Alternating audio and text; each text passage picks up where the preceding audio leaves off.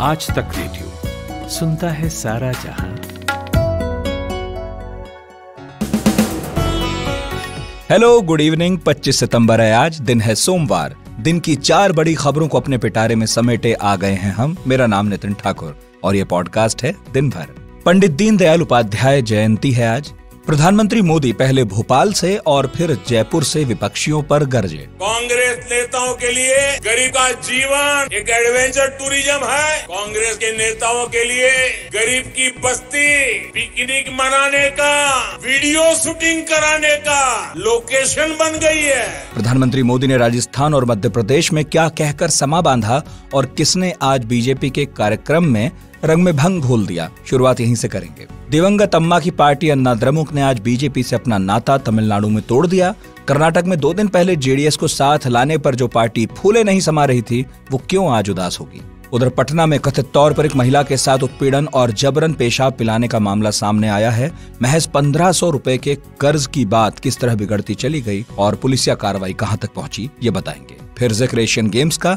भारत की झोली में आज 2 सोने के तमगे आए। चीन में मौजूद है हमारे कॉरेस्पॉन्डेंट, उनसे सुनेंगे आंखों देखा हाल। आखिर में भौचक, लेकिन पहले 60 सेकंड्स हेडलाइंस कुमार केशव से। शुक्रिया नितिन। 2024 के लोकसभा चुनाव से पहले एनडीए को दक्षिण भारत से बड़ा झटका। एआईएडीएमके ने किया गठबंधन तोड़ने का ऐलान। राजस्थान में बीजेपी की फूट आई सामने। पीएम नरेंद्र मोदी की रैली में नहीं हुआ वसुंधरा राजे का भाषण। 3 राज्यों में बीजेपी ने बदले प्रदेश अध्यक्ष। 29 सितंबर को पार्टी ने बुलाई राष्ट्रीय महामंत्रियों की बैठक। छत्तीसगढ़ में बोले राहुल गांधी, जातीय जनगणना से देश को होगा फायदा। जुड़ेगा भारत, जीतेगा इंडिया, इस मिशन के साथ 27 सितंबर को लखनऊ में होगा आम आदमी पार्टी का कार्यकर्ता सम्मेलन। बिहार के मुख्यमंत्री नीतीश कुमार ने जेडीयू के विधानसभा प्रभारियों की टीम को किया भंग। कैबिनेट बैठक के बाद आज लालू यादव से भी की मुलाकात। यूपी के माफिया मुख्तार अंसारी के भाई और पूर्व सांसद अफजाल अंसारी की याचिका पर सुप्रीम कोर्ट में 10 अक्टूबर को होगी सुनवाई। दिल्ली के पूर्व मंत्री सत्येंद्र जैन की रेगुलर जमानत याचिका पर सुप्रीम कोर्ट में 9 अक्टूबर को होगी सुनवाई। एशियन गेम्स में महिला क्रिकेट टीम ने भारत को दिलाया दूसरा गोल्ड मेडल। पदक तालिका में 11 मेडल्स के साथ 5वें स्थान पर भारत। और शाहरुख खान की फिल्म जवान ने बनाया इतिहास। कमाई के मामले में दुनिया भर में 1000 करोड़ रुपए का आंकड़ा किया पार। ये है दिन भर। मैं हूं नितिन ठाकुर। भोपाल और जयपुर में सड़क पर दोनों तरफ लोगों का हुजूम आज सेल्फी मोड में पीएम मोदी के साथ अपनी तस्वीर खिंचाने की कोशिश में था। और सड़क के बीच में वो गाड़ी थी जिस पर प्रधानमंत्री मोदी लोगों का अभिवादन स्वीकार कर रहे थे। मोदी पहले भोपाल पहुंचे, फिर जयपुर गए। एमपी में पीएम के साथ राज्य के मुख्यमंत्री शिवराज सिंह चौहान और प्रदेश अध्यक्ष वीडी शर्मा नजर आए। जनसंघ के सह संस्थापक पंडित दीनदयाल उपाध्याय की जयंती का दिन है आज। भोपाल में कार्यकर्ता महाकुंभ का मौका था। प्रधानमंत्री ने इसका इस्तेमाल कांग्रेस और विपक्ष पर हमले के लिए चुना। कांग्रेस को अब कांग्रेस के नेता नहीं चला रहे, अब कांग्रेस एक ऐसी कंपनी बन गई है, नारों से लेकर नीतियों तक हर चीज आउटसोर्स कर रही है। और ये ठेका किसके पास है जानते हैं? कांग्रेस का ठेका अब कुछ अर्बन नक्सलियों के पास है। पीएम मोदी ने कहा कि कांग्रेस अब कंपनी बन गई है। कांग्रेस ना खुद बदलना चाहती है और ना ही देश को बदलने देना चाहती है। साथियों, देश समृद्धि की तरफ बढ़ने के लिए घोर परिश्रम कर रहा है, लेकिन कांग्रेस देश को 20वीं शताब्दी में ले जाना चाहती है। भोपाल में पीएम के भाषण को कवर कर रहे थे इंडिया टुडे टीवी में भोपाल ब्यूरो के डेप्यूटी एडिटर हेमेंद्र शर्मा। हमने उनसे बात की। हेमेंद्र, कार्यकर्ता सम्मेलन था बीजेपी का। प्रधानमंत्री तो एकदम चुनावी मोड में दिखाई दिए आज। आपकी नजर से बताइए, उनके भाषण में नयापन क्या था? और दावा यह भी था कि 10 लाख कार्यकर्ता पहुंचेंगे। इतने लोग पहुंचे? देखिए, प्रधानमंत्री नरेंद्र मोदी भोपाल में आज भारतीय जनता पार्टी के कार्यकर्ता महाकुंभ को संबोधित करने आए थे और ये भाजपा ने दावा किया था कि 10 लाख कार्यकर्ता जो है प्रदेश भर से इसके लिए बुलाए जाएंगे।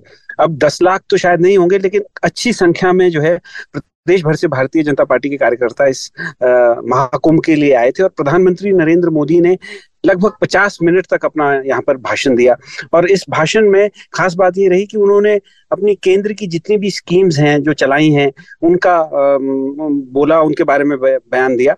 और साथ ही साथ कांग्रेस पार्टी और इंडिया अलायंस को जो है उनके ऊपर जमकर हमला बोला। उन्होंने कहा कि अगर पिछले 50 साल में जब हिंदुस्तान में कांग्रेस पार्टी का अधिकांश समय तक जब राज था या शासन चल रहा था, उस समय अगर टॉयलेट्स बना दिए गए होते तो उनको महिलाओं के लिए टॉयलेट्स बनाने की जरूरत नहीं थी, उनको बैंक का एक्सेस दिया गया होता तो एक्सेस देने की उनको आवश्यकता नहीं पड़ती थी।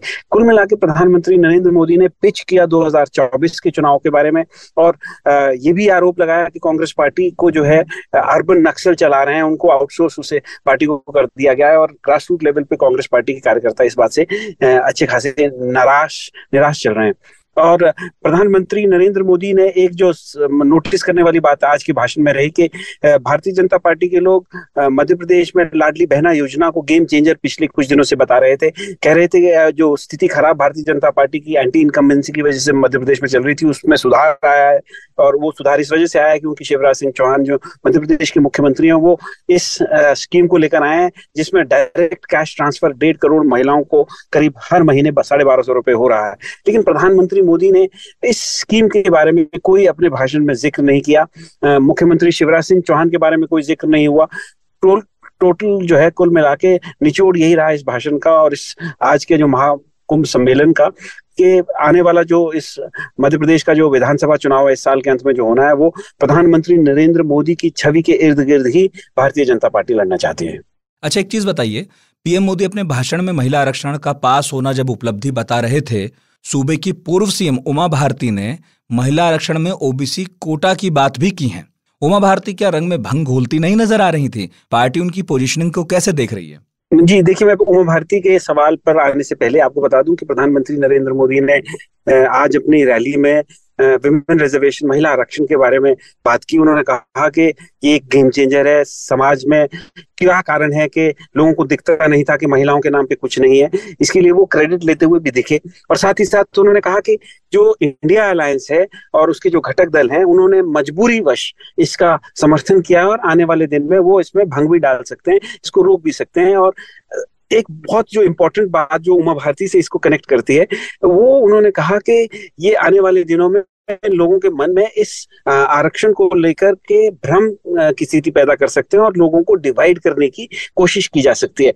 जो डिवीजन की बात उन्होंने कही उसका आश्रय शायद यही था कि जो ओबीसी को लेकर के अलग से रिजर्वेशन की मांग उमा भारती कर रही है उस की तरफ उनका ध्यान था। और क्योंकि इंडिया अलायंस और कांग्रेस पार्टी लगातार कह रहे हैं कि कास्ट बेस्ड सेंसस होना चाहिए और ओबीसी को अलग से महिलाओं में सब कैटेगरी में इसका आरक्षण होना चाहिए। जहां तक उमा भारती का सवाल है वो लगातार इस सवाल को एड्रेस कर रही है। उन्होंने कहा है कि ओबीसी के लिए रिजर्वेशन की मांग जब ये पहली बार प्रधानमंत्री उस समय के तत्कालीन देवेगौड़ा जब इसको लाए थे तो उस समय भी उन्होंने ये डिमांड रखी थी और उसके बाद वो लगातार इसको डिमांड को रख रहे हैं। लेकिन साथ ही साथ वो हर बार ये भी कह रही है कि प्रधानमंत्री मोदी के ऊपर उनको पूरा विश्वास है और वो इस मामले को एड्रेस करने में कामयाब होंगे। लेकिन हाँ, ये बात जरूर है कि वो रंग में भंग डालती हुई दिख रही है क्योंकि प्रधानमंत्री जिस तरीके से वुमेन रिजर्वेशन बिल को लेकर के एग्रेसिव है और जिस तरीके से वो इस मामले को आगे बढ़ाते हुए ले जाना चाहते हैं उसमें अगर अपनी ही पार्टी का कोई व्यक्ति इस तरह के बात सवाल उठाए तो जरूर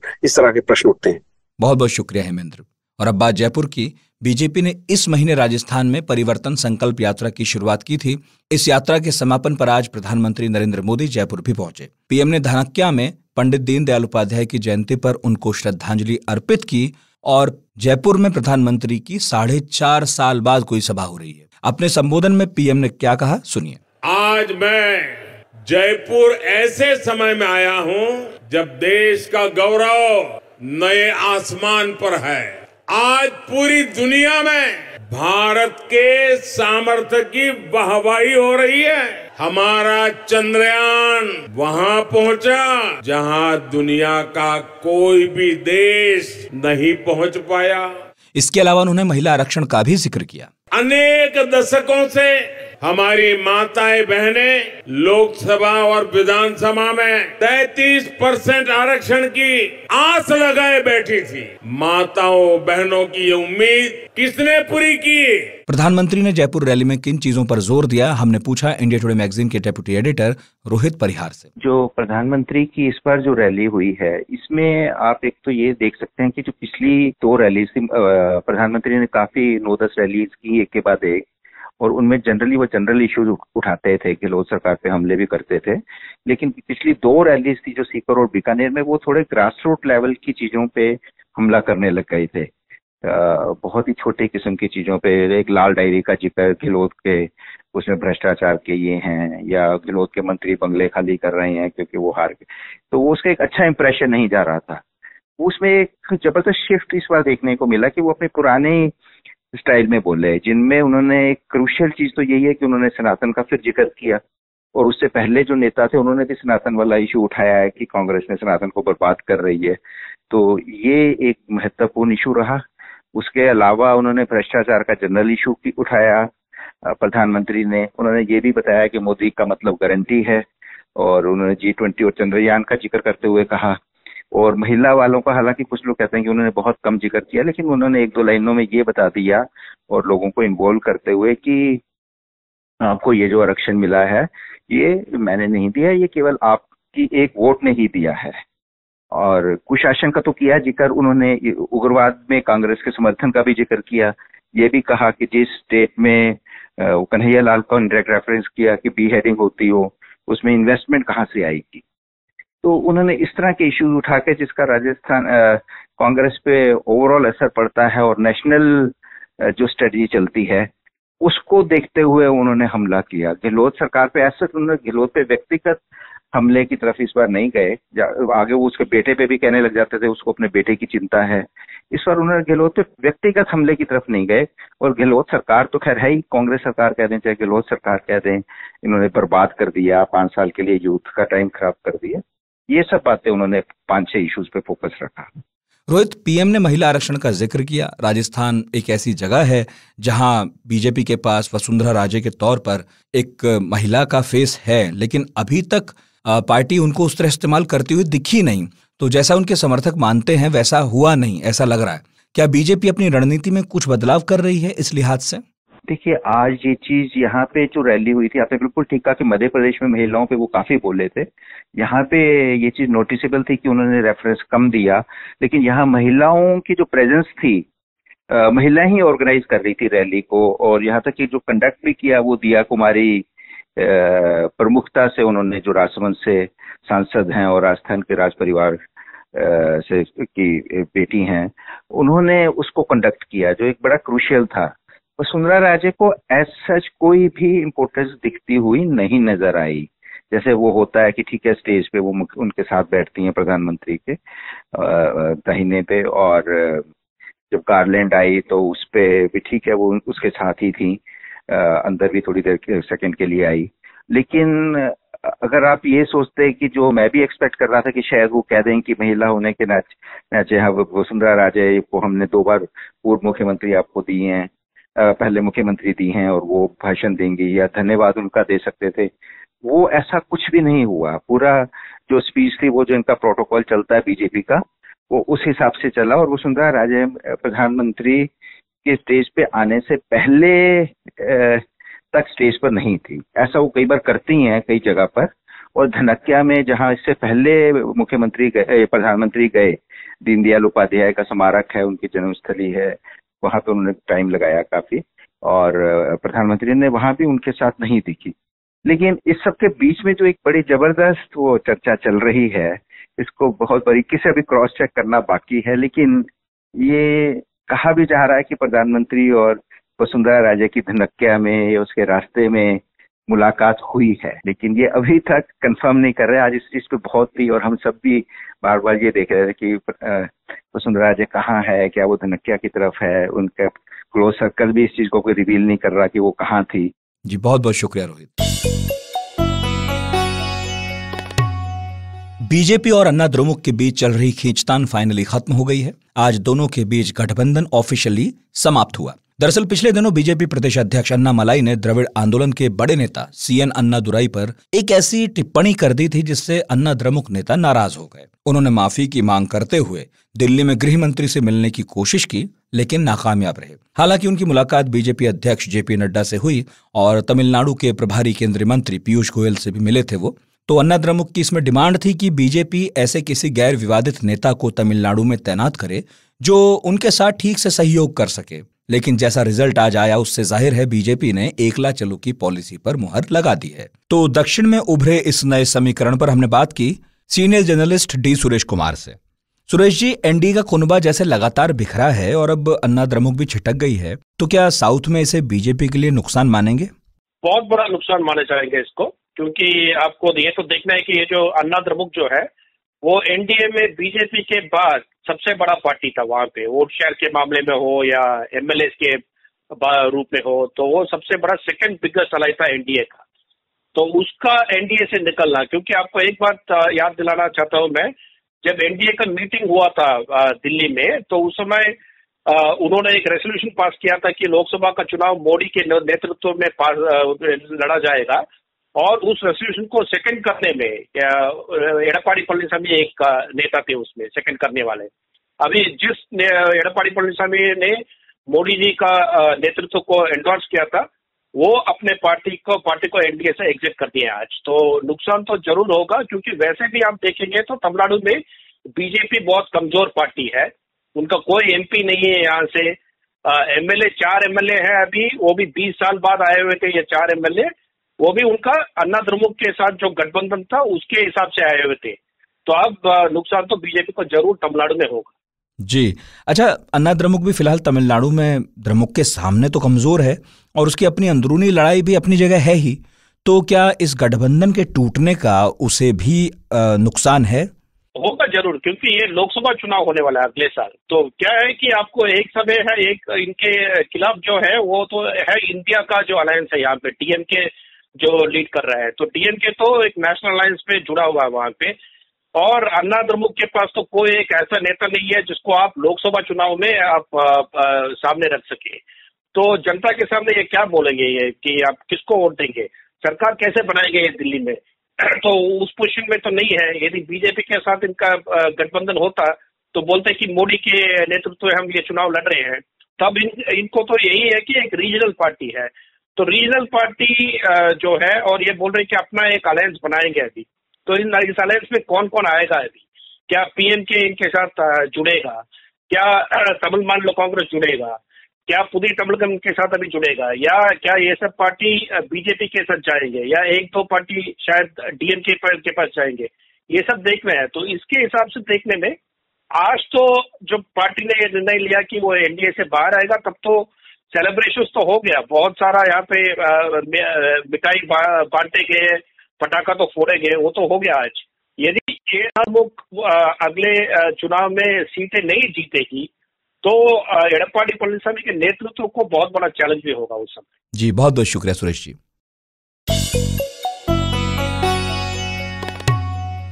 एक तरफ हर दिन व्यवस्था एक पायदान ऊपर उठने के लिए अपने जतन को दोहराती है, वहीं उसी की नाक के नीचे से कई पायदान गर्त में जाने की कोई दूसरी खबर निकल आती है। बिहार की राजधानी पटना के खुसरूपुर थाना क्षेत्र में शनिवार रात को जो हुआ उसे नेशनल मीडिया तक आते आते सोमवार का दिन आ गया। आरोप है कि कथित तौर पर कर्ज की रकम जो बमुश्किल 1500 रुपए थी, वो नहीं चुकाने पर एक महादलित महिला का उत्पीड़न हुआ, उसे जबरन पेशाब पिलाया गया। ध्यान रहे ये आरोप है जो पीड़िता ने लगाए हैं। उनका कहना है कि उन्होंने साहूकार को कर्ज के पैसे ब्याज समेत लौटा दिए थे, बावजूद उनके साथ ये अमानवीय ज्यादती हुई। हालांकि स्थानीय सुपरिटेंडेंट ऑफ पुलिस का कहना है कि पेशाब पिलाने वाले आरोप की पुष्टि नहीं हुई है। महिला और उसके पति ने जो है इन लोगों से कुछ पैसे में उधार लिए थे, जिसमें पैसे को लेन देन को लेकर कुछ विवाद हुआ था और उसी में मारपीट की घटना घटी है। जो स्थानीय साक्षी है उनके द्वारा अभी तक डिसरोबिंग का या जो दूसरे आरोप लगाए गए हैं उसकी पुष्टि नहीं हुई है, लेकिन क्योंकि अभी अनुसंधान एकदम शुरुआती चरण में है, इसलिए हम लोग जो है सभी बिंदुओं पर अनुसंधान कर रहे हैं। आरोपी प्रमोद सिंह और उनका बेटा अंशु सिंह अब भी फरार हैं। गिरफ्तारी के लिए पुलिस छापेमारी कर रही है।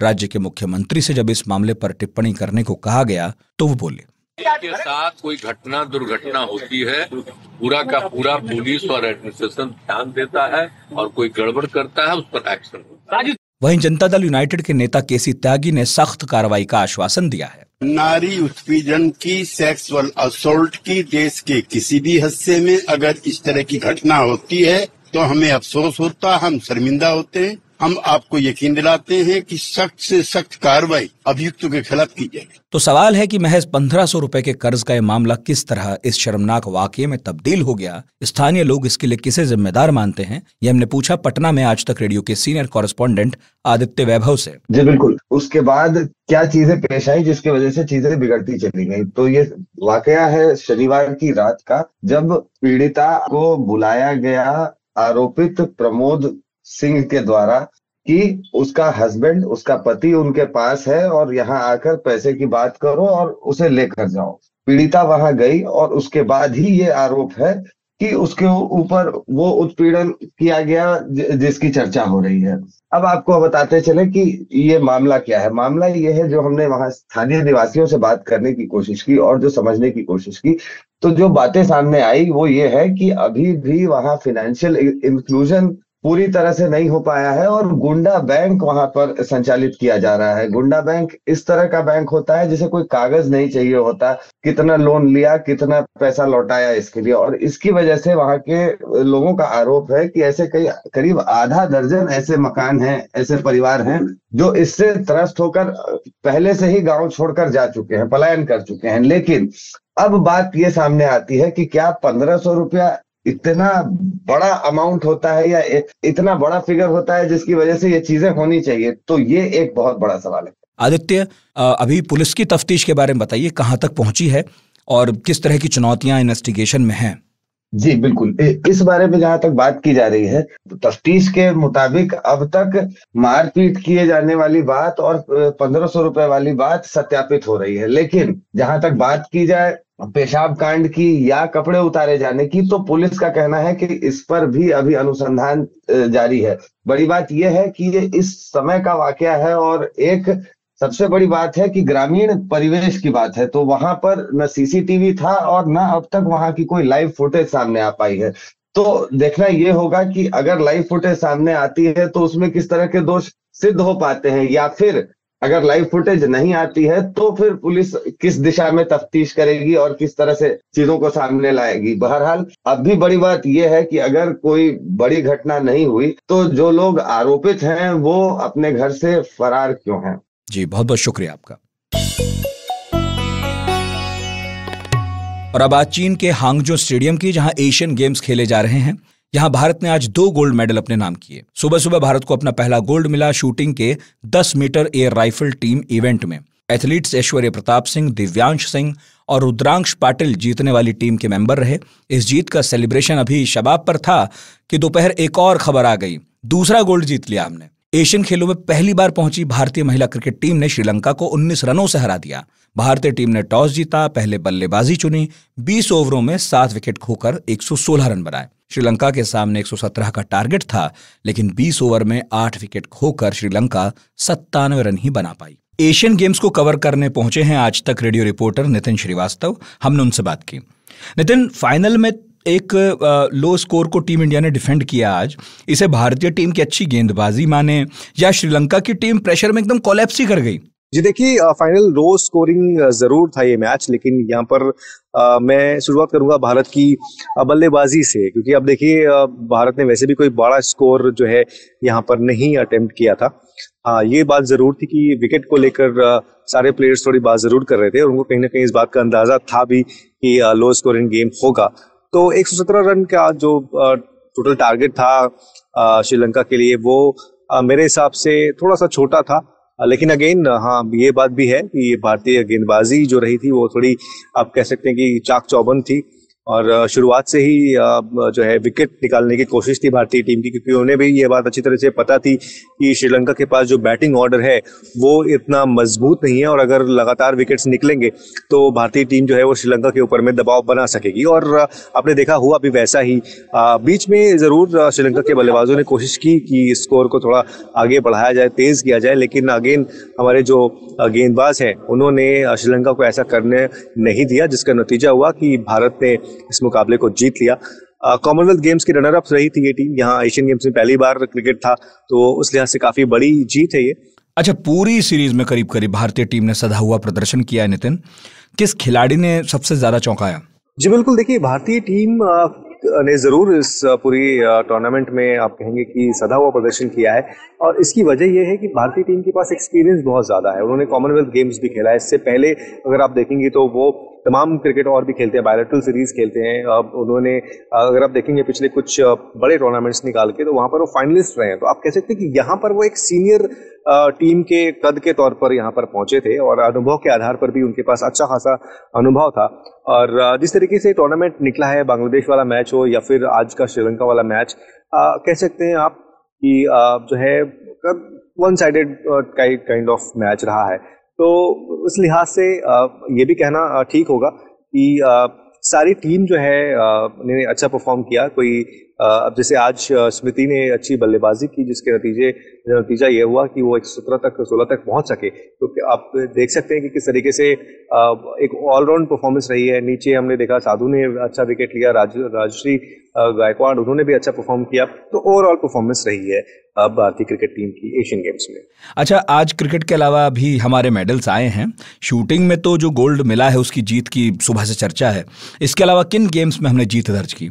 जी बिल्कुल, क्रिकेट के अलावा हमारे जो बाकी के एथलीट्स हैं वो भी एशियन गेम्स से बहुत अच्छा कर रहे हैं। हमने आज शूटिंग में गोल्ड मेडल हासिल किया, और इसके साथ ही साथ एक ब्रॉन्ज भी हमें वहाँ पर मिला। और अगर बाकी दूसरे इवेंट्स देखेंगे तो रोइंग में भी हमें आज 2 जो है ब्रॉन्ज मेडल हासिल हुए। तो उस लिहाज से अगर देखें तो भारतीय टीम जो है अब 11 टोटल मेडल्स जो है उनके खाते में आ चुके हैं, और बाकी के जो एथलीट्स हैं वो भी इन मेडल्स की वजह से काफ़ी पैम्पर्ड हैं और काफ़ी एक्साइटेड हैं। सभी की कोशिश यही है कि एशियन गेम्स में जो अपने पुराने जो रिकॉर्ड्स हैं उनको बेहतर किया जाए। जी, बहुत बहुत शुक्रिया नितिन। और अब बारी है भौचक की। अगली आवाज जमशेद कमर सिद्दीकी की।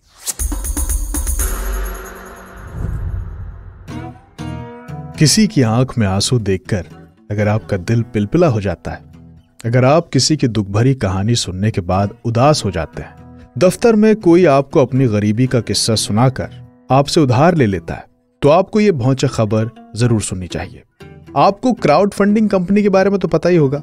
एक इंटरनेट प्लेटफॉर्म होता है जो जरूरतमंद लोगों की मदद करने की अपील को दुनिया भर के लोगों तक पहुंचाता है, और लोग मदद करते भी हैं। ऐसा ही अमेरिका के कैलिफोर्निया में हुआ जब रॉब मर्सर नाम के एक 47 साल के आदमी ने क्राउड फंडिंग कंपनी के जरिए इंटरनेट पर लिखा कि उसे स्टेज 4 का कैंसर है और वो इस दुनिया में कुछ ही दिन का मेहमान है। उसने लिखा कि हालांकि वो बच सकता है अगर उसके इलाज के लिए पैसे हों तो।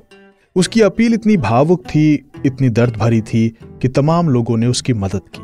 गो फंड मी नाम की वेबसाइट के जरिए उसकी अपील को दुनिया भर तक पहुंचाया गया, और कई देशों के लोगों ने अपनी इंसान दोस्ती का एहतराम करते हुए रॉब मर्सर के लिए खूब सारी डोनेशंस दी। लेकिन इसके बाद रॉब अचानक इंटरनेट से गायब हो गए। सबको लगा कि वो इलाज करवा रहे होंगे, उनके लिए दुआएं होने लगी, पर कुछ दिन के बाद ही इंटरनेट पर ही ये खबर चलने लगी कि रॉब किसी अस्पताल में नहीं बल्कि जुए खाने में पोकर खेलते देखे गए हैं। अब पब्लिक भी थक गई, रॉब मियां आ गए लपेटे में। पब्लिक ने कहा कि रॉब भाई, आप अपनी दवाओं के पर्चे दिखाइए, कहाँ इलाज हो रहा है, कौन डॉक्टर है। रॉब जानते थे कि फर्जी पर्ची बनाकर दिखाने पर कोई ना कोई भंडा फोड़ उनका कर ही देगा, इसलिए उन्होंने सच को कबूल करते हुए कहा कि दरअसल मुझे बीमारी तो है, लेकिन वो बीमारी है जुआ खेलने की। मुझे जुआ खेलने की आदत है और मुझे उसके लिए चाहिए पैसा, इसीलिए मैंने ऐसा किया। क्राउड फंडिंग कंपनी जिसने रॉब की तरफ से अपील की थी, सच पता चलने के बाद उस कंपनी ने सभी लोगों से माफी मांगी और कहा कि जिन लोगों ने भी पैसा दिया है हम उनके पैसे लौटाएंगे और रॉब को अपनी वेबसाइट पर हमेशा के लिए ब्लॉक करेंगे। इस बीच खबर यह भी है कि रॉब ने उन पैसों से जुआ खेलकर बहुत सारा पैसा बना लिया है। जमशेद कमर सिद्दीकी, आज तक रेडियो। और आज है सोमवार, और सोमवार को आता है नामी गिरामी का ताजा एपिसोड। इस बार बात हुई है उस्ताद नुसरत फतेह अली खान की। उनकी कव्वाली, उनकी गायकी पर सुनिएगा उनका सफर, बहुत मजेदार है। और बताइएगा radio@aajtak.com पर कि कैसा लगा। आज का दिन भर प्रोड्यूस किया है चेतना काला ने और साउंड मिक्सिंग कर रहे हैं सचिन द्विवेदी। मेरा नाम है नितिन ठाकुर। इजाजत दीजिए, अपना बहुत ख्याल रखिए और आज तक रेडियो सुनते रहिए।